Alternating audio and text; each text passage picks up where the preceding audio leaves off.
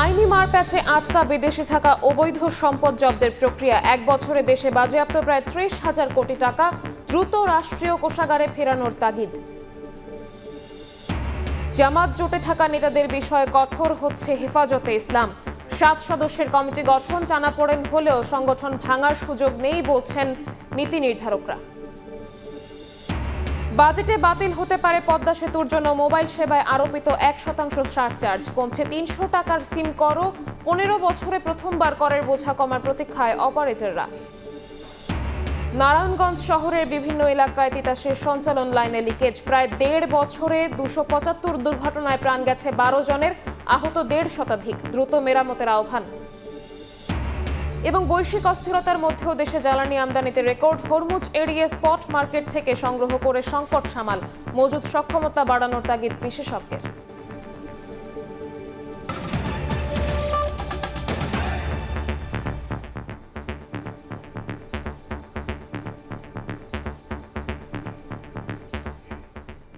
সকালের সময়ের সঙ্গে আছি আমি শবনক নিবিড়।